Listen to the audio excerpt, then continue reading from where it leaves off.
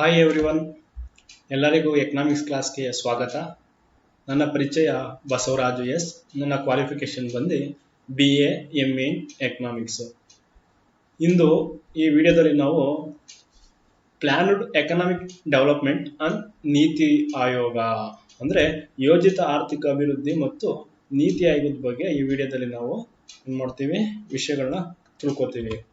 ಮೊದಲಿಗೆ ಈ ವಿಡಿಯೋದಲ್ಲಿ ಏನೇನು ಟಾಪಿಕ್ ಕವರ್ ಆಗುತ್ತಪ್ಪ ಅಂತಂದ್ರೆ ಎಕನಾಮಿಕ್ ಪ್ಲಾನಿಂಗ್ ಅಂದ್ರೆ ಆರ್ಥಿಕ ಯೋಜನೆ ಅಂದರೆ ಏನು, ನಂತರ history of economic planning in India ಅಂದ್ರೆ ಭಾರತದಲ್ಲಿ ಆರ್ಥಿಕ ಯೋಜನೆ ಇತಿಹಾಸ ಯಾವಾಗ ಶುರುವಾಯಿತು ಅಂದ್ರೆ ಅದರ ಇತಿಹಾಸವೇನು ಅಂತ ನಾವು ತಿಳ್ಕೊತೀವಿ. ನಂತರ ಈ ಆರ್ಥಿಕ ಯೋಜನೆಯ ಬಗ್ಗೆ ಪ್ರಥಮ ಬಾರಿಗೆ ಸರ್ ವಿಶ್ವೇಶ್ವರಯ್ಯ ಅವರು ತಮ್ಮ ಪರಿಕಲ್ಪನೆಯನ್ನು ನೀಡಿದ್ದಾರೆ. ಆರ್ಥಿಕ ಯೋಜನೆ ಅಂದ್ರೆ ಏನು ಅಂತೇಳಿ, ಸೊ ಅವ್ರ ಬಗ್ಗೆ ನಾವು ತಿಳ್ಕೊತೀವಿ, ಅವರ ಪರಿಕಲ್ಪನೆ ಬಗ್ಗೆ. ನಂತರ ಬಾಂಬೆ ಪ್ಲಾನ್ ಅಂದ್ರೆ ಏನು, ನಂತರ ಗಾಂಧಿಯನ್ ಪ್ಲಾನ್ ಅಂದ್ರೆ ಏನು ಅಂತೇಳಿ, ಅದರ ನಂತರ MN Roy people's plan, MN Roy ಅವರ ಜನತಾ ಯೋಜನೆ ಅಂದ್ರೆ ಏನು ಅಂತೇಳಿ ತಿಳ್ಕೊತೀವಿ. ನಂತರ ಸರ್ವೋದಯ ಪ್ಲಾನ್ ಅಂದ್ರೆ ಏನು ಅಂತ ತಿಳ್ಕೊತೀವಿ.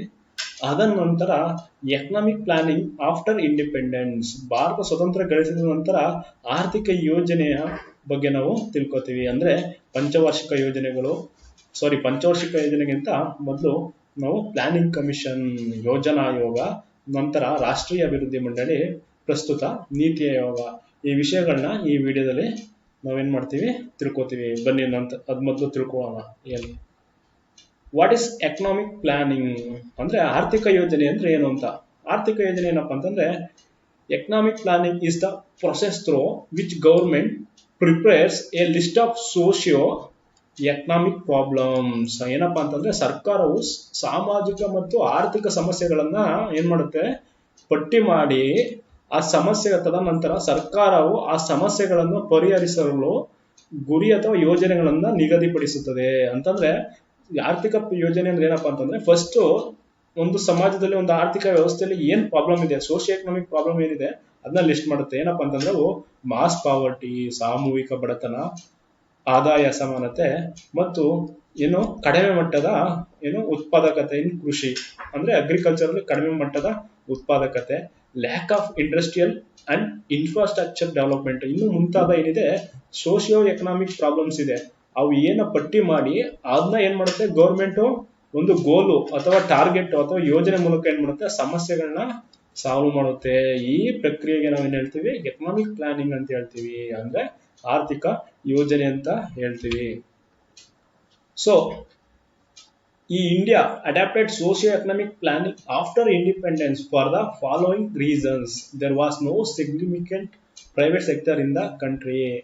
ಇಂಡಿಯಾ ಏನ್ ಮಾಡುತ್ತೆ, adopted socio economic planning after independence for the following reason ಅಂದ್ರೆ ಸ್ವತಂತ್ರ ನಂತರ ಈ ಕೆಲವೊಂದು ಕಾರಣಗಳಿಂದ ಏನ್ ಮಾಡ್ತೀವಿ ನಾವು ಪ್ಲಾನಿಂಗ್ ಅಂದ್ರೆ ಆರ್ಥಿಕ ಯೋಜನೆಯನ್ನು ನಾವೇನು ಅಡಾಪ್ಟ್ ಮಾಡ್ಕೊತೀವಿ. ಏನಪ್ಪಾ ಅಂತಂದ್ರೆ ಕಾರಣ Russia experience with planning for economic development attracted out leaders. ಅಂದ್ರೆ ರಷ್ಯಾ ಏನ್ ಮಾಡುತ್ತೆ ಪ್ಲಾನಿಂಗ್ ಅನ್ನ ತರುತ್ತೆ, ಎಕನಾಮಿಕ್ ಡೆವಲಪ್ಮೆಂಟ್ ಪ್ಲಾನಿಂಗ್ ತಂದೆ ಅಲ್ಲಿ ಸಾಕಷ್ಟು ಅಭಿವೃದ್ಧಿಯನ್ನ ಅದು ಏನ್ ಮಾಡುತ್ತೆ, ಅಚೀವ್ ಮಾಡುತ್ತೆ. ಅದರಿಂದ ನಮ್ಮ ಭಾರತೀಯ ಲೀಡರ್ಗಳಿಗೆ ಏನಾಗುತ್ತೆ, ಅದು ಆಕರ್ಷಣೀಯವಾಗಿರುತ್ತೆ. ನಾವೇನ್ ಮಾಡ್ತೀವಿ, ಸೊ ರಷ್ಯಾದಿಂದ ಆ ಪ್ಲಾನಿಂಗ್ ಅನ್ನ ನಾವು ಇನ್ಸ್ಪೈರ್ ಆಗಿ ಆ ಪ್ಲಾನಿಂಗ್ ಅನ್ನ ಭಾರತದಲ್ಲಿ ನಾವು ಜಾರಿಗೆ ತರ್ತೀವಿ. ಸೊ ಅಂದ್ರೆ ಈ ಪ್ಲಾನಿಂಗ್ ಇತಿಹಾಸ ಅಂದ್ರೆ ಭಾರತ ಸ್ವತಂತ್ರ ಗಳಿಸೋಕ್ಕಿಂತ ಮುಂಚೆ ಮೊದಲು ಪ್ಲಾನಿಂಗ್ ಅನ್ನೋದು ಎಲ್ಲಿಂದ ಶುರುವಾಗ್ತು ಅಂತಂದ್ರೆ ಪ್ರಥಮ ಬಾರಿಗೆ ನಾವು ಇತಿಹಾಸವನ್ನು ನೋಡ್ಬೇಕಾದ್ರೆ ಪ್ಲಾನಿಂಗ್ ಇತಿಹಾಸ ಸರ್ ಮೋಕ್ಷಗುಂಡಂ ವಿಶ್ವೇಶ್ವರಯ್ಯ ಇವ್ರೇನ್ ಹೇಳ್ತಾರಪ್ಪ ಅಂತಂದ್ರೆ 1934ರಲ್ಲಿ ಒಂದು ಗ್ರಂಥವನ್ನ ಬರೀತಾರೆ, ಒಂದು ಪುಸ್ತಕವನ್ನ. ಅದೇನಪ್ಪ ಅಂತಂದ್ರೆ ಪ್ಲಾನ್ಡ್ ಎಕಾನಮಿ ಇನ್ ಇಂಡಿಯಾ, ಭಾರತದಲ್ಲಿ ಯೋಜಿತ ಆರ್ಥಿಕತೆ ಅಂತ ಒಂದು ಪುಸ್ತಕವನ್ನ ಪ್ರಕಟಿಸ್ತಾರೆ 1934ರಲ್ಲಿ. ಇವ್ರು ಏನ್ ಹೇಳ್ತಾರೆ ಅಂದ್ರೆ ಕೈಗಾರಿಕೀಕರಣವೇ ಇಲ್ಲ ನಾಶ ಅಂತ ಹೇಳ್ತಾರೆ. ಅಂದ್ರೆ ಕೈಗಾರಿಕರಣ ಇಲ್ಲವೇ ನಾಶ ಅಂದ್ರೆ ಭಾರತ ಕೈಗಾರಿಕರಣವನ್ನ ಮಾಡಿದ್ರೆ ಮಾತ್ರ ನಾವೇನಾಗ್ತೀವಿ, ಸರ್ವೈವ್ ಆಗ್ತೀವಿ, ಇಲ್ಲಾಂದ್ರೆ ನಾಶವಾಗ್ತೀವಿ ಅಂತ ಹೇಳಿ 1934ರಲ್ಲಿ ಸರ್ ವಿಶ್ವೇಶ್ವರಯ್ಯ ದೂರ ದೃಷ್ಟಿಕೋನವನ್ನ ಇಟ್ಕೊಂಡು ಭಾರತದಲ್ಲಿ ಪ್ಲಾನಿಂಗ್ ಬಗ್ಗೆ ಏನ್ ಮಾಡ್ತಾರೆ, ತಮ್ಮ ಪರಿಕಲ್ಪನೆಯನ್ನು ಇಡ್ತಾರೆ. ಅವ್ರು ಏನಪ್ಪಾ ಹೇಳ್ತಾರೆ ಅಂದ್ರೆ ಮುಂದುವರೆದು is core idea was to shift labour from agriculture to industries and develop national income in 10 years. ನೋಡಿ ಅವ್ರ ದೃಷ್ಟಿಕೋನ ಹೇಗಿದೆ, ಅವರ ಐಡಿಯಾ ಏನಪ್ಪಾ ಅಂತಂದ್ರೆ ನಮ್ಮ ಭಾರತ ಏನಿದೆ ಕೃಷಿ ಪ್ರಧಾನ ರಾಷ್ಟ್ರ. ಇಲ್ಲಿ ಬಹುಪಾಲು ಅಂದ್ರೆ ಸ್ವತಂತ್ರ ಗಳಿಸೋದಕ್ಕಿಂತ ಮುಂಚೆ ಸುಮಾರು ಈ 80% 90% ಜನ ಕೃಷಿಯನ್ನು ಏನ್ ಮಾಡಿದ್ದಾರೆ, ಉದ್ಯೋಗವನ್ನಾಗಿ ಅವಲಂಬಿಸಿದ್ದಾರೆ. ಇದು ಆರ್ಥಿಕತೆಗೆ ಒಳ್ಳೇದಲ್ಲ ಅಂತ ಹೇಳಿ ಭಾವಿಸಿ ಅವ್ರೇನ್ ಹೇಳ್ತಾರೆ ಅಂದ್ರೆ, ಈ ಕೃಷಿಯಲ್ಲಿ ಏನು ಅವಲಂಬಿಸಿದ್ದಾರೆ ಉದ್ಯೋಗವನ್ನ, ಅಲ್ಲಿಂದ ಏನ್ ಮಾಡ್ಬೇಕು, ಕೈಗಾರಿಕೆ ಕಡೆಗೆ ನಾವೇನ್ ಮಾಡ್ಬೇಕು, ಉದ್ಯೋಗಿಗಳನ್ನ ಶಿಫ್ಟ್ ಮಾಡಬೇಕು, ವರ್ಗಾವಣೆ ಮಾಡ್ಬೇಕು ಅಂತ ಅವಾಗ್ಲೇ ಏನ್ ಮಾಡ್ತಾರೆ ವಿಶ್ವೇಶ್ವರಯ್ಯ ಹೇಳ್ತಾರೆ. ನಂತರ ಮುಂದುವರಿದು ಅವ್ರೇನ್ ಹೇಳ್ತಾರೆ ಅಂದ್ರೆ, ರಾಷ್ಟ್ರೀಯ ಆದಾಯವನ್ನ ಇನ್ನ ಮುಂದಿನ 10 ವರ್ಷಗಳಲ್ಲಿ ಏನ್ ಮಾಡ್ಬೇಕು, ಡಬಲ್ ಮಾಡ್ಬೇಕು ಅಂತ ಹೇಳಿ ಹೇಳ್ತಾರೆ. ಒಂದು ಟಾರ್ಗೆಟ್ ಕೊಡ್ತಾರೆ. ಅಂದ್ರೆ ನಾವು ಮುಂದಿನ 10 ವರ್ಷಗಳಲ್ಲಿ ನಮ್ಮ ರಾಷ್ಟ್ರೀಯ ಆದಾಯವನ್ನ ಡೆವಲಪ್ ಮಾಡಿದ್ರೆ ನಮ್ಮ ದೇಶ ಅಭಿವೃದ್ಧಿಯತ್ತ ಸಾಗುತ್ತೆ ಅಂತ ಹೇಳಿ ಸರ್ ಎಂ ವಿಶ್ವೇಶ್ವರಯ್ಯ ಅವರು ಆಗ್ಲೇ ತಮ್ಮ ದೂರದೃಷ್ಟಿಕೋನದಿಂದ ಭಾರತದ ಆರ್ಥಿಕತೆ ಬಗ್ಗೆ ಒಂದು ಬೆಳಕನ್ನ ಚೆಲ್ತಾರೆ. ಸೊ ಸರ್ ಎಂ ವಿಶ್ವೇಶ್ವರಯ್ಯ ಅಂದ್ರೆ ನಮ್ಗೆ ನೆನಪಿರ್ಬೇಕು, ಸ್ಟ್ಯಾಂಡರ್ಡ್ ಎಕನಾಮಿಕ್ ಇನ್ ಇಂಡಿಯಾ 1934 ಇವ್ರು ಏನ್ ಹೇಳ್ತಾರೆ, ಕೈಗಾರೀಕರಣವೇ ಇಲ್ಲವೇ ನಾಶ ಅಂತೇಳಿ ಹೇಳ್ತಾರೆ. ಸೊ ಇವ್ರನ್ನ ಆರ್ಥಿಕ ಯೋಜನೆಯ ಪಿತಾಮಹ ಅಂತಾನೂ ಕೂಡ ಭಾರತದಲ್ಲಿ ನಾವು ಕರಿತೀವಿ. ಭಾರತದ ಆರ್ಥಿಕ ಯೋಜನೆ ಪಿತಾಮಹ ಯಾರಪ್ಪ ಅಂತಂದ್ರೆ ಸರ್ ಎಂ ವಿಶ್ವೇಶ್ವರಯ್ಯ. ಸೊ ನಂತರ ಅಂದ್ರೆ ಸರ್ ಎಂ ವಿಶ್ವೇಶ್ವರಯ್ಯ ನಂತರ ಇಂಡಿಯನ್ ನ್ಯಾಷನಲ್ ಕಾಂಗ್ರೆಸ್ ಏನ್ ಮಾಡುತ್ತೆ ಅಂದ್ರೆ, 1938ರಲ್ಲಿ ರಾಷ್ಟ್ರೀಯ ಕಾಂಗ್ರೆಸ್ ಏನ್ ಮಾಡುತ್ತೆ, ನ್ಯಾಷನಲ್ ಪ್ಲಾನಿಂಗ್ ಕಮಿಟಿ, ಒಂದು ರಾಷ್ಟ್ರೀಯ ಯೋಜನೆ ಸಮಿತಿಯನ್ನ ಏನ್ ಮಾಡುತ್ತೆ. 1938ರಲ್ಲಿ ಇಂಡಿಯನ್ ನ್ಯಾಷನಲ್ ಕಾಂಗ್ರೆಸ್ ಏನ್ ಮಾಡುತ್ತೆ, ಜವಾಹರ್ಲಾಲ್ ನೆಹರು ಅವರ ಚೇರ್ಮನ್ಶಿಪ್ ಅಲ್ಲಿ ಎಸ್ಟಾಬ್ಲಿಷ್ ಮಾಡುತ್ತೆ. ರಾಷ್ಟ್ರೀಯ ಯೋಜನಾ ಸಮಿತಿಯನ್ನ 1938ರಲ್ಲಿ ಇಂಡಿಯನ್ ನ್ಯಾಷನಲ್ ಕಾಂಗ್ರೆಸ್. ಆಗಿನ ಅಧ್ಯಕ್ಷ ಯಾರಪ್ಪ ಅಂತಂದ್ರೆ ಸುಭಾಷ್ ಚಂದ್ರ ಬೋಸ್. ಹರಿಪುರದಲ್ಲಿ ಏನಾಗುತ್ತೆ, ಇಂಡಿಯಾ ಅಧಿವೇಶನ ನಡೆಯುತ್ತೆ. ಆ ಸಮಯದಲ್ಲಿ ಸುಭಾಷ್ ಚಂದ್ರ ಬೋಸ್ ಅವರು ಜವಾಹರ್ಲಾಲ್ ನೆಹರು ಅವರ ನೇತೃತ್ವದಲ್ಲಿ ರಾಷ್ಟ್ರೀಯ ಯೋಜನಾ ಸಮಿತಿಯನ್ನ ಏನ್ ಮಾಡುತ್ತೆ, ನೇಮಕ ಮಾಡುತ್ತೆ. ಏನಕ್ಕೆ ನೇಮಕ ಮಾಡುತ್ತೆ ಅಂತಂದ್ರೆ, to formulate plans to ensure an adequate standard for living for the mass and get rid of the poverty. ಏನ್ ಉದ್ದೇಶಪ್ಪ ಅಂತಂದ್ರೆ, ಒಂದು ಜನಸಾಮಾನ್ಯರು ಅಥವಾ ಸಾಮೂಹಿಕ ಜನರ ಒಂದು ಜೀವನ ಮಟ್ಟವನ್ನ ಏನ್ ಮಾಡಲು, ಸುಧಾರಿಸಲು ಮತ್ತು ಭಾರತದಲ್ಲಿ ಬಡತನವನ್ನ ಹೋಗ್ಲಾಡಿಸ್ಬೇಕು ಅಂತ ಹೇಳಿ ರಾಷ್ಟ್ರೀಯ ಯೋಜನಾ ಸಮಿತಿಯನ್ನ ರಾಷ್ಟ್ರೀಯ ಕಾಂಗ್ರೆಸ್ ಏನ್ ಮಾಡುತ್ತೆ, 1938ರಲ್ಲಿ ಏನ್ ಮಾಡುತ್ತೆ, ಸ್ಥಾಪನೆ ಮಾಡುತ್ತೆ. ಸೊ ನಂತರ INC ನಂತರ ಬಾಂಬೆ ಪ್ಲಾನ್ ಬರುತ್ತೆ. ಸೊ ಬಾಂಬೆ ಪ್ಲಾನ್ ಅಂದ್ರೆ ಏನಪ್ಪಾ ಅಂತಂದ್ರೆ, ಕೆಲವೊಂದು ಕೈಗಾರಿಕೆಗಳು ಅಂದ್ರೆ ಉದ್ಯಮೆದಾರ ಇದ್ರಲ್ಲ, ಭಾರತದಲ್ಲಿ ಪ್ರಮುಖ ಉದ್ಯಮೆದಾರರು ಅವ್ರೇನ್ ಮಾಡ್ತಾರೆ, ಕೆಲವೊಂದು ಯೋಜನೆ ಕೊಡ್ತಾರೆ. ಅಂದ್ರೆ ಒಂದು ಪ್ಲಾನ್ ಕೊಡ್ತಾರೆ, ಇಂಡಿಯಾಕ್ಕೆ ಈ ಪ್ಲಾನ್ ಇದ್ರೆ ನಾವು ಸೂಕ್ತ ಅಂದ್ರೆ ನಾವು ಬೇಗ ಅಭಿವೃದ್ಧಿಯನ್ನ ಸಾಧಿಸಬಹುದು ಅಂತ ಹೇಳಿ ಹೇಳ್ತಾರೆ. ಆ ಉದ್ಯಮಿದಾರರು ಕೊಟ್ರಲ್ಲ, ಆ ಯೋಜನೆಗೆ ನಾವ್ ಏನ್ತೀವಿ, ಬಾಂಬೆ ಪ್ಲಾನ್ ಅಂತ ಹೇಳ್ತೀವಿ. ಈ ಬಾಂಬೆ ಪ್ಲಾನ್ ಅನ್ನ 1944ರಲ್ಲಿ ಈ ಕಾನ್ಸೆಪ್ಟ್ ಬರುತ್ತೆ. ಈ ಬಾಂಬೆ ಪ್ಲಾನ್ ಕೊಟ್ಟವ್ರು ಯಾರಪ್ಪ ಅಂತಂದ್ರೆ, industrialist JRD Tata and GD Birla, ಇನ್ನು ಮುಂತಾದವರು. ಪ್ರಮುಖವಾಗಿ ಇವರಿಬ್ಬರು, JRD ಟಾಟಾ ಮತ್ತು GD ಬಿರ್ಲಾ. ಇವರು ಏನ್ ಮಾಡ್ತಾರೆ, ಒಂದು ಯೋಜನೆಯನ್ನ ಪ್ರಿಪೇರ್ ಮಾಡ್ತಾರೆ. ಯೋಜನೆಗೆ ಹೆಸರು ಏನಪ್ಪಾ ಅಂತಂದ್ರೆ, a brief memorandum outlining a plan of economic development for India.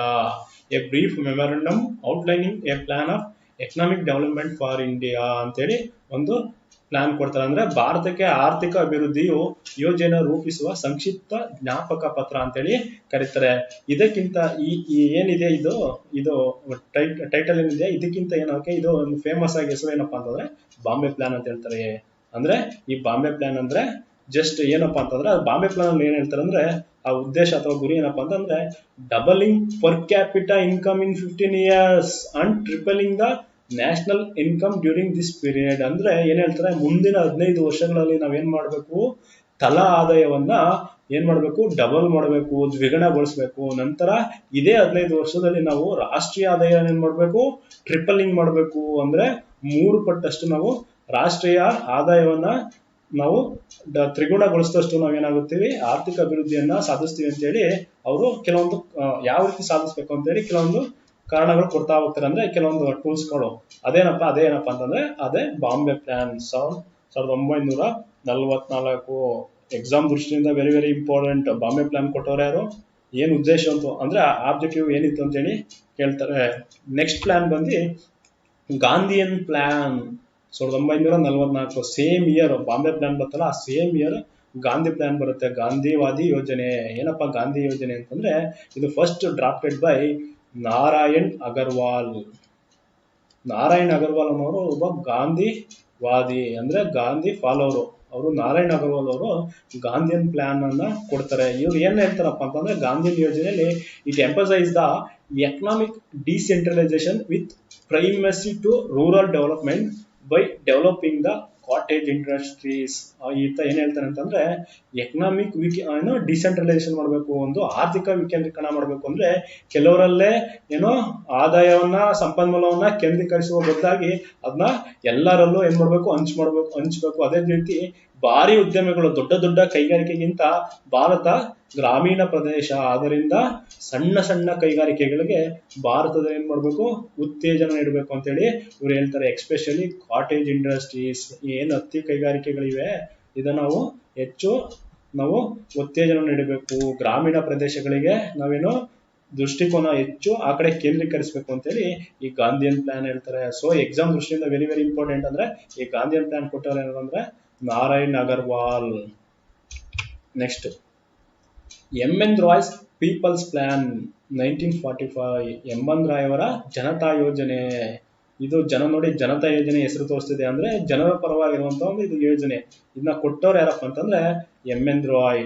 ಇದರ ಉದ್ದೇಶ ಆಬ್ಜೆಕ್ಟಿವ್ ಏನ್ ಗುರಿ ಇತ್ತಂದ್ರೆ the plan is to provide for the satisfaction of the immediate basic needs of the Indian people within a period of 10 years through expanding production by ensuring an equitable distribution of goods produce.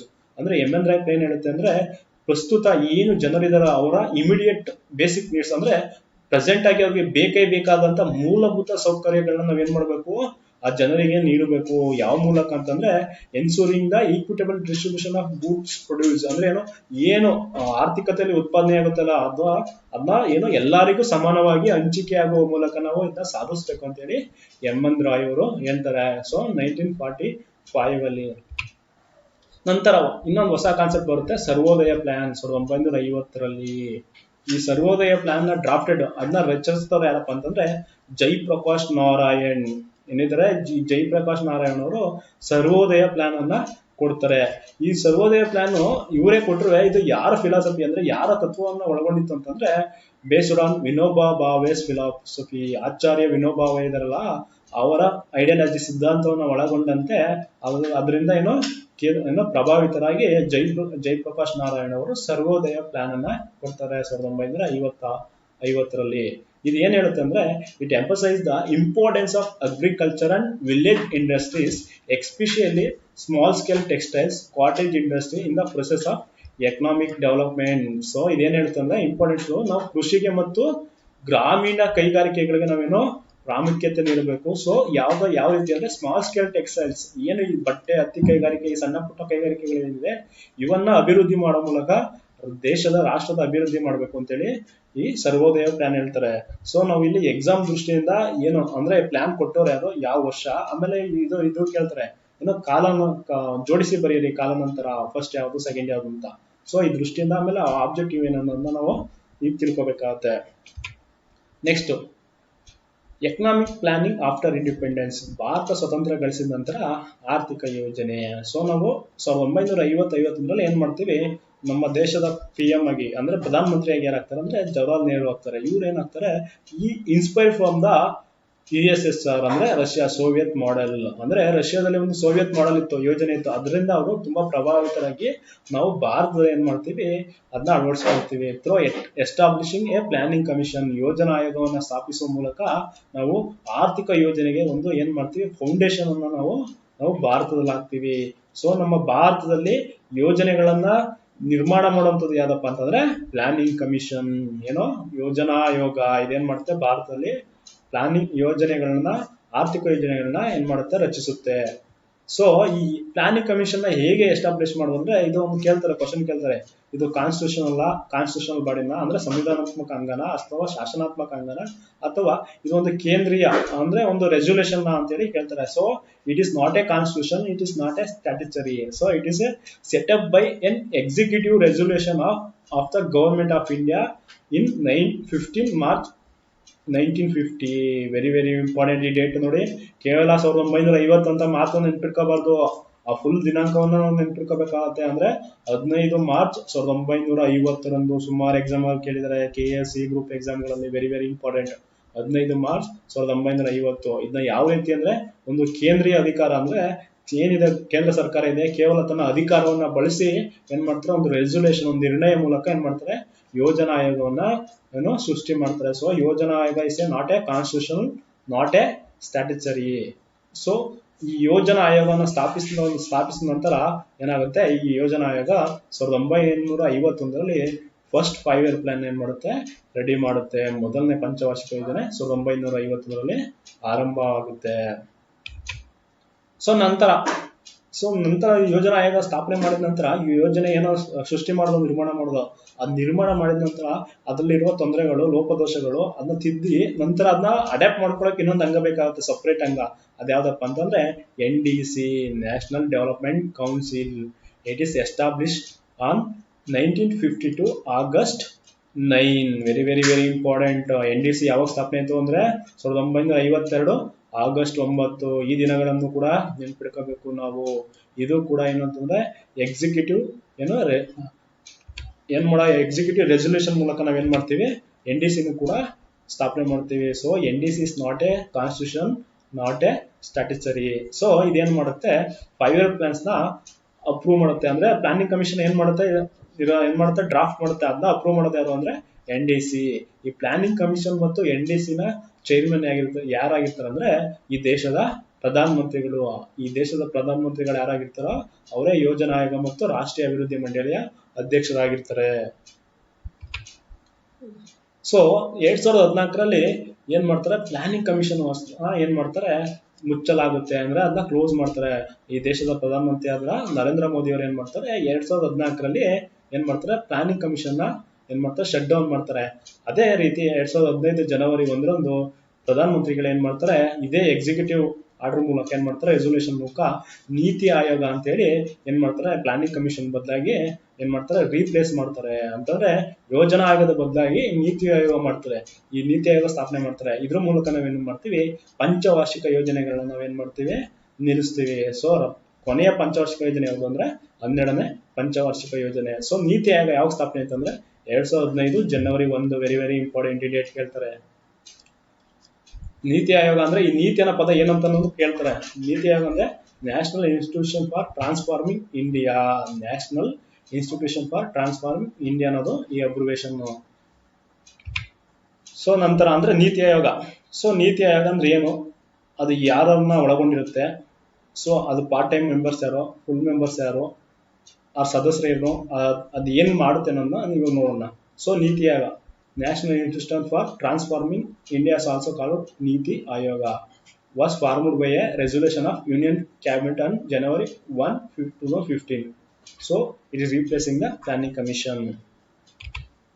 So in Hindi, ನೀತಿ means policy.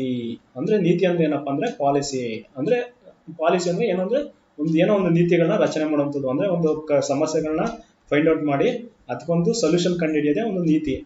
Aayog means commission. ಆಯೋಗ ಅಂತಂದ್ರೆ commission. NITI Aayog is the premier policy think tank of government of India, providing both direction and policy inputs. ಅಂದ್ರೆ ನಮ್ಮ ದೇಶದ ಜನಪ್ರತಿನಿಧಿಗಳು ಏನಿದ್ದಾರೆ ಅವರಿಗೆ ಸ್ವಲ್ಪ ಅಂದ್ರೆ ಸ್ಪೆಸಿಫಿಕ್ ನಾಲೆಡ್ಜ್ ಈ ತರ ವಿಚಾರಗಳಲ್ಲಿ ಏನೋ ತುಂಬಾ ಅಡ್ವಾನ್ಸ್ ನಾಲೆಡ್ಜ್ ಬೇಕಾಗುತ್ತೆ. ಅದರಿಂದ ಏನ್ ಮಾಡ್ತಾರೆ ಈ ಥಿಂಕ್ ಟ್ಯಾಂಕ್ ಅಂದ್ರೆ ಒಂದು ಚಿಂತಕರ ಚಾವಡಿ ಅಂತ ಹೇಳಿ ಕರಿತೀವಿ. ಈ ಥಿಂಕ್ ಟ್ಯಾಂಕ್ ಅಂದ್ರೆ ಏನು ಅಂದ್ರೆ ಚಿಂತಕರ ಚಾವಡಿ. ಇದೇ ವಿಷಯದಲ್ಲಿ ಎಕನಾಮಿಕ್ಸ್ ವಿಷಯದಲ್ಲಿ ತುಂಬಾ ಡೆಪ್ತ್ ನಾಲೆಡ್ಜ್ ಇರುತ್ತೆ. ಅಂತವ್ರನ್ನ ಆಯ್ದ ಒಂದು ಗ್ರೂಪ್ ಏನ್ ಮಾಡ್ತಾರೆ ಸಜೆಷನ್ ತಗೊಂಡು ಅವ್ರು ಏನ್ ಮಾಡ್ತಾರೆ ಈ ದೇಶದ ಜನಪ್ರತಿನಿಧಿಗಳಿಗೆ ಸಲಹೆಗಳನ್ನ ಆಗಾಗ ಏನ್ ಬೇಕು ನೀಡ್ತಾ ಇರ್ತಾರೆ. ಸೊ ಇದೇ NITI Aayog. While designing strategic and long-term policies and programs for Government of India, Niti Aayog also provide relevant technical advice to the center and state. ಅಂದ್ರೆ ಈ ನೀತಿ ಆಯೋಗ ಕೇವಲ ಬರೀ ಕೇಂದ್ರಕ್ಕೆ ಮಾತ್ರ ಏನ್ ಮಾಡಲ್ಲ, ಟೆಕ್ನಿಕಲ್ ಸಜೆಷನ್ ಕೊಡಲ್ಲ, ಇವನ್ ರಾಜ್ಯಕ್ಕೂ ಕೂಡ ಏನ್ ಮಾಡುತ್ತೆ ಸಮಯ ಸೂಚಿತ ಟೆಕ್ನಿಕಲ್ ಅಡ್ವೈಸ್ ಅಂದ್ರೆ ಅದಕ್ಕೆ ತಂತ್ರಜ್ಞಾನ ತಾಂತ್ರಿಕ ಒಂದು ಸಲಹೆ ಬೇಕು, ಅದನ್ನು ಕೂಡ ಏನ್ ಮಾಡುತ್ತೆ ಈ ನೀತಿ ಆಯೋಗ ಕೇಂದ್ರ ಮತ್ತು ರಾಜ್ಯಗಳಿಗೆ ನೀಡುತ್ತೆ. It has a two wings. One is political and other is full time organization. ಅಂದ್ರೆ ಇದು ಎರಡು ವಿಂಗ್ ಹೊಂದಿದೆ. ಒಂದು ವಿಂಗ್ ಏನಂದ್ರೆ ಪೊಲಿಟಿಕಲ್ ಅಂದ್ರೆ ಜನಪ್ರತಿನಿಧಿಗಳು ಇವ್ರೇನ್ ಮಾಡ್ತಾರೆ ಗವರ್ನಿಂಗ್ ಕೌನ್ಸಿಲ್ ಅಂದ್ರೆ ಇದು ಆಡಳಿತ ಮಂಡಳಿ, ಒಂದು ಆಡಳಿತ ಮಂಡಳಿ ಇರುತ್ತೆ ಒಂದು ವಿಂಗ್. ಇನ್ನೊಂದು ವಿಂಗ್ ಏನಿರುತ್ತೆ ಫುಲ್ ಟೈಮ್ ಆರ್ಗನೈಸೇಷನ್ ಇರುತ್ತೆ. ಅಂದ್ರೆ ನಾವೇನೇ ಚಿಂತಕರ ಚಾವಡಿ ಅಂತ ಹೇಳಿದ್ರು ಸ್ಪೆಷಲೈಸ್ ನಾಲೆಜ್ ಇರುವಂತ ವ್ಯಕ್ತಿಗಳು ಇಲ್ಲೇನಾಗ್ತದೆ ವಿಶೇಷಿತವಾಗಿ ಆಹ್ವಾನಿತರಾಗಿರ್ತಾರೆ. ಅವ್ರು ಏನ್ ಮಾಡ್ತಾರೆ, ಈ ಜನಪ್ರತಿನಿಧಿಗಳಿಗೆ ಸಲಹೆಯನ್ನ ಕೊಡ್ತಾರೆ. ಸೊ ಹಂಗಾದ್ರೆ ಕಾಂಪೋಸಿಷನ್ ಆಫ್ ನೀತಿ ಆಯೋಗ ಅಂದ್ರೆ ನೀತಿ ಆಯೋಗ ಯಾರನ್ನ ಒಳಗೊಂಡಿರುತ್ತೆ ಅಂದ್ರೆ, first chairperson is prime minister. ಅಂದ್ರೆ ನೀತಿ ಆಯೋಗದ ಅಧ್ಯಕ್ಷ ಯಾರಪ್ಪ ಅಂತಂದ್ರೆ ಪ್ರೈಮ್ ಮಿನಿಸ್ಟರ್ ಆಗಿರ್ತಾರೆ. So there are 4 ex officio members. ಅಂದ್ರೆ ಇಲ್ಲಿ ಮ್ಯಾಕ್ಸಿಮಮ್ ಏನಾಗುತ್ತೆ, 4 ಎಕ್ಸ್ ಅಫಿಷಿಯೋ ಮೆಂಬರ್ಸ್ ಇರ್ತಾರೆ. ಅದು ಯಾರು ನಾಮಿನೇಟೆಡ್ ಬೈ PM. ಏನಲ್ಲಿ ಈ ದೇಶದ ಪ್ರಧಾನ ಮಂತ್ರಿಗಳು ಏನ್ ಮಾಡ್ತಾರೆ, ಎಕ್ಸ್ ಅಫಿಷಿಯೋ ಮೆಂಬರ್ಸ್ ನ ನೇಮಕ ಮಾಡ್ತಾರೆ. ವೆರಿ ವೆರಿ ಇಂಪಾರ್ಟೆಂಟ್ ನೆನ್ಪಿಟ್ಕೊಳ್ಳಿ. ಯೋಜನಾ ಆಯೋಗ ಮತ್ತು ರಾಷ್ಟ್ರೀಯ ಅಭಿವೃದ್ಧಿ ಮಂಡಳಿ ಅಂತ ಬಂದ್ರೆ ಇಲ್ಲಿ ಪ್ರೆಸಿಡೆಂಟ್, ಭಾರತದ ಪ್ರೆಸಿಡೆಂಟ್ ರೋಲು ಏನಂದ್ರೆ ಏನು ಇರಲ್ಲ. ಇದೇನಿದ್ರು ಒಂದು ಕೇಂದ್ರೀಯ ರೆಸಲ್ಯೂಷನ್ ಮೂಲಕ ಏನೋ ತೆರೆದಿದ್ದು. ಆದ್ರಿಂದ ಇಲ್ಲಿ ಏನಾಗುತ್ತೆ, ಪ್ರಧಾನ ಮಂತ್ರಿನೇ ಬಹು ಮುಖ್ಯವಾಗಿರ್ತಾನೆ. ಸೊ ನಂತರ ಸ್ಪೆಷಲ್ ಇನ್ವೈಟೀಸ್ ಎಕ್ಸ್ ಯಾರಪ್ಪ ಅಂದ್ರೆ ವಿಶೇಷಿತವಾಗಿ ಆಹ್ವಾನಿತರಿರ್ತಾರೆ. ಅವ್ರು ಯಾರಪ್ಪ ಅಂದ್ರೆ ಎಕ್ಸ್ಪರ್ಟ್ಸ್. ಅಂದ್ರೆ ಕೆಲವೊಂದು ವಿಷಯಗಳಲ್ಲಿ ಎಕ್ಸ್ಪರ್ಟ್ ಇರ್ತಾರೆ, ಸ್ಪೆಷಲಿಸ್ಟ್ ಇರ್ತಾರೆ. ಮತ್ತು ಪ್ರಾಕ್ಟಿಷನರ್ ವಿತ್ ಡೊಮಿನಿಯನ್ ನಾಲೆಡ್ಜ್. ಅಂದ್ರೆ ಒಂದು ತುಂಬಾ ಡೆಪ್ತ್ ಆದ ನಾಲೆಡ್ಜ್ ಹೊಂದಿರುವಂತವ್ರು ಇಲ್ಲಿ ಸ್ಪೆಷಲ್ ಆಗಿ ವಿಶೇಷವಾಗಿ ಆಹ್ವಾನಿತರಾಗಿರ್ತಾರೆ. ಹಾಗಾದ್ರೆ ಈ ಗವರ್ನಿಂಗ್ ಕೌನ್ಸಿಲ್ ಅಂದ್ರೆ ಒಂದು ಆಡಳಿತ ಮಂಡಳಿ ಯಾರ್ಯಾರು ಇರ್ತಪ್ಪ ಅಂದ್ರೆ ಎಲ್ಲಾ ರಾಜ್ಯಗಳ ಮುಖ್ಯಮಂತ್ರಿಗಳು. ಎಲ್ಲಾ ರಾಜ್ಯಗಳ ಮುಖ್ಯಮಂತ್ರಿಗಳು ಯಾರು ವಿಧಾನಸಭೆಗಳು ಹೊಂದಿರ್ತಾರೋ ಆ ರಾಜ್ಯಗಳ ಮುಖ್ಯಮಂತ್ರಿಗಳು ಏನಾಗ್ತಾರೆ, ಈ ಆಡಳಿತ ಮಂಡಳಿಯ ಅಂದ್ರೆ ನೀತಿ ಆಯೋಗದ ಸದಸ್ಯರಾಗಿರ್ತಾರೆ. ಇವ್ರೇನ್ ಮಾಡ್ತಾರೆ, ಆಡಳಿತ ಇವ್ರನ್ನ ಆಡಳಿತ ಮಂಡಳಿ ಅಂತೇಳಿ ಕರಿತೀರಿ. ಕೇವಲ CM ಅಲ್ದೇನೆ ಲೆಫ್ಟಿನೆಂಟ್ ಗವರ್ನೆನ್ಸ್, ಕೇಂದ್ರಾಡಳಿತ ಪ್ರದೇಶಗಳ ಯೂನಿಯನ್ ಟೆರಿಟರೀಸ್ ಏನಿರ್ತಾರೆ ಲೆಫ್ಟಿನೆಂಟ್ ಗವರ್ನರ್ ಇವರು ಕೂಡ ಏನಾಗ್ತಾರೆ ಇಲ್ಲಿ ಪಾರ್ಟಿಸಿಪೇಷನ್ ಮಾಡ್ತಾರೆ. ನಂತರ there are maximum 2 part time members. ಅಂದ್ರೆ ಇಲ್ಲಿ ಇಬ್ಬರು ಏನಿರ್ತಾರೆ ಒಂದು ಪಾರ್ಟ್ ಟೈಮ್ ಮೆಂಬರ್ಸ್. ಇವ್ರು ನಾಟ್ ಎ ಪರ್ಮನೆಂಟ್. ಅಂದ್ರೆ ಮ್ಯಾಕ್ಸಿಮಮ್ ಎಷ್ಟು ಜನ ಇರ್ಬೋದು, ಇಬ್ಬರು ಇರ್ಬೋದು. So there are rotational from relevant institution. ನಂತರ ಇನ್ನ ಡೇ ಟು ಡೇ ವರ್ಕ್ ಮಾಡೋಕೆ ಯಾರು ಇರ್ತಾರಪ್ಪ ಅಂದ್ರೆ CEO ಇರ್ತಾರೆ, chief executive officer appointed by PM for fixed tenure. ಅಂದ್ರೆ ಪ್ರಧಾನ ಮಂತ್ರಿ ಅವರು ಏನ್ ಮಾಡ್ತಾರೆ, CEO ನ ಅಪಾಯಿಂಟ್ ಮಾಡ್ತಾರೆ ಒಂದು ನಿರ್ದಿಷ್ಟ ಕಾಲಾವಧಿಗೆ. ನಂತರ ರೀಜನಲ್ ಕೌನ್ಸಿಲ್ ಇದೆ ನೋಡಿ. ನಾವು ನೀತಿ ಆಯೋಗ ಅಂದಕ್ಕೆ ರೀಜನಲ್ ಕೌನ್ಸಿಲ್ ಪ್ರಾದೇಶಿಕ ಮಂಡಳಿಗಳು ಮಾಡ್ತಿರ್ತೀವಿ. ಆದ್ರೆ ಹೆಂಗೆ ಇದು ರೀಜನಲ್ ಕೌನ್ಸಿಲ್ ಹೆಂಗ್ ಫಾರ್ಮ್ ಆಗುತ್ತೆ ಅಂದ್ರೆ on the demand basis, need basis incorporate CMs and lieutenant government. ಅಂದ್ರೆ ಅದ ರಾಜ್ಯಗಳು ಅಂದ್ರೆ 1, 2, 3, 4 ರಾಜ್ಯಗಳು ಸೇರಿ ಏನಾದ್ರು ಡಿಮ್ಯಾಂಡ್ ಮಾಡಿದ್ರೆ ಏನ್ ಮಾಡ್ಬೋದು, ರೀಜನಲ್ ಕೌನ್ಸಿಲ್ ನ ಏನ್ ಮಾಡ್ಬೋದು, ಫಾರ್ಮ್ ಮಾಡ್ಬೋದು.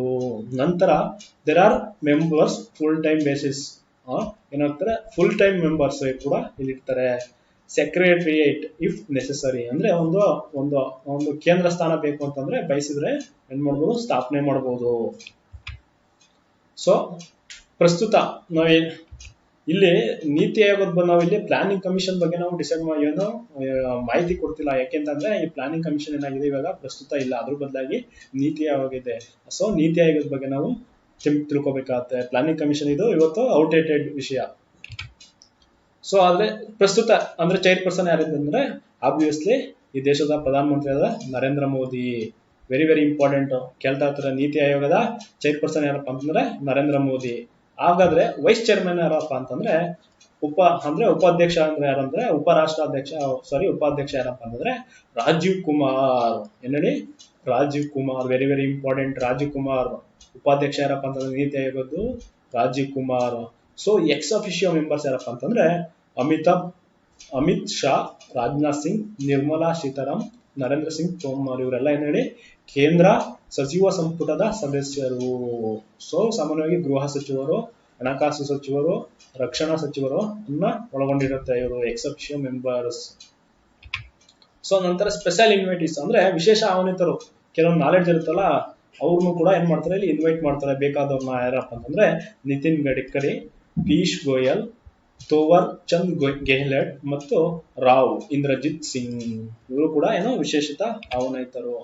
ಅದೇ ರೀತಿ ಫುಲ್ ಟೈಮ್ ಮೆಂಬರ್ಸ್. ಈ ಫುಲ್ ಟೈಮ್ ಮೆಂಬರ್ಸ್ ಏನಿದ್ದಾರೆ ಇವರು ಟೆಕ್ನಿಕಲಿ ಮತ್ತು ನಾಲೆಡ್ಜಬಲಿ ವೆರಿ ಎಕ್ಸ್ಪರ್ಟ್ ಇರ್ತಾರೆ. ಸೊ ಅವ್ರು ಯಾರಪ್ಪ ಅಂತಂದ್ರೆ full time members VK Saraswat. ಇವ್ರು ಯಾರಪ್ಪ ಅಂತಂದ್ರೆ DRDO ಮಾಜಿ ಮುಖ್ಯಸ್ಥರು, DRDO ಚೀಫ್ ಆಗಿರ್ತಾರೆ. ನಂತರ ರಮೇಶ್ ಚಂದ್ ಇವರೇನಿದ್ದಾರೆ ಅಗ್ರಿಕಲ್ಚರ್ ಎಕ್ಸ್ಪರ್ಟ್, ಕೃಷಿಗೆ ಸಂಬಂಧಪಟ್ಟಂತೆ ಅತ್ಯಂತ ವಿಶೇಷವಾದ ಜ್ಞಾನವನ್ನು ಹೊಂದಿದ್ದಾರೆ. ನಂತರ doctor Vinod Paul doctor Vinod Paul, public health expert. ಇವರು ಸಾರ್ವಜನಿಕ ಆರೋಗ್ಯ ವಿಷಯದಲ್ಲಿ ತುಂಬಾ ಎಕ್ಸ್ಪರ್ಟ್ ಇದ್ದಾರೆ. ಸೊ ಇವೆಲ್ಲ ಡೈಲಿ ಡೇ ವರ್ಕ್ ನ ಮಾಡೋಂತಾರೆ ಯಾರಪ್ಪ ಅಂದ್ರೆ ಸಿಇಒ, ಚೀಫ್ ಎಕ್ಸಿಕ್ಯೂಟಿವ್ ಆಫೀಸರ್ ಯಾರಪ್ಪ ಅಂತಂದ್ರೆ ಅಮಿತಾಬ್ ಕಾಂತ್. ಸೊ ಹಾಗಾದ್ರೆ ಗವರ್ನಿಂಗ್ ಕೌನ್ಸಿಲ್ ಯಾರಪ್ಪ ಅಂದ್ರೆ ಅವಾಗಲೇ ಆಡಳಿತ ಮಂಡಳಿ ಯಾರಪ್ಪ ಅಂತಂದ್ರೆ all minister of States with ಕೇಂದ್ರಾಡಳಿತ ಪ್ರದೇಶದಲ್ಲಿ ಡೆಲ್ಲಿ ಮತ್ತು ಪುದುಚೇರಿಯನ್ನು ಒಳಗೊಂಡಂತೆ. ನಂತರ lieutenant governor of Andaman Nicobar island ಮತ್ತು ಸ್ಪೆಷಲ್ ಇನ್ವೈಟೀಸ್. ಸೊ ನಾವು ಈ ನೀತಿ ಆಯೋಗದಲ್ಲಿ ಏನ್ ತಿಳ್ಕೊಬೇಕಪ್ಪ ಅಂದ್ರೆ ವೆರಿ ವೆರಿ ಇಂಪಾರ್ಟೆಂಟ್. ಚೇರ್ಪರ್ಸನ್ ಯಾರು, ನಂತರ ವೈಸ್ ಚೇರ್ಮನ್ ಯಾರು, ಅನಂತರ ಸಿಒ ಯಾರು ಅಂತೇಳಿ ನಾವು ತಿಳ್ಕೊಬೇಕಾಗತ್ತೆ. ಯಾರು ಪ್ರಸ್ತುತ ಯಾರ್ಯಾರಿದ್ದಾರೆ ಅಂತ ನಾವು ಆ ಪ್ರತಿ ವರ್ಷ ಏನಾಗಬೇಕಾಗುತ್ತೆ, ಅಪ್ಡೇಟ್ ಆಗ್ಬೇಕಾಗತ್ತೆ. ಅದೇ ತರ ಕೆಲವೊಂದು ಕಾನ್ಸೆಪ್ಟ್ ಅಲ್ಲಿ ಏನ್ ತಿಳ್ಕೊಬೇಕಂದ್ರೆ ಇಲ್ಲಿ ಪಾರ್ಟ್ ಟೈಮ್ ಮೆಂಬರ್ಸ್ ಏನ್ ಮಾಡ್ಬೋದು, ಮ್ಯಾಕ್ಸಿಮಮ್ 2 ಇರ್ಬೋದು. ಅದೇ ರೀತಿ ಎಕ್ಸ್ ಅಫಿಷಿಯೋ ಮೆಂಬರ್ಸ್ ಎಷ್ಟು ಜನ ಇರ್ತಾರೆ, 4 ಜನ ಇರ್ತಾರೆ.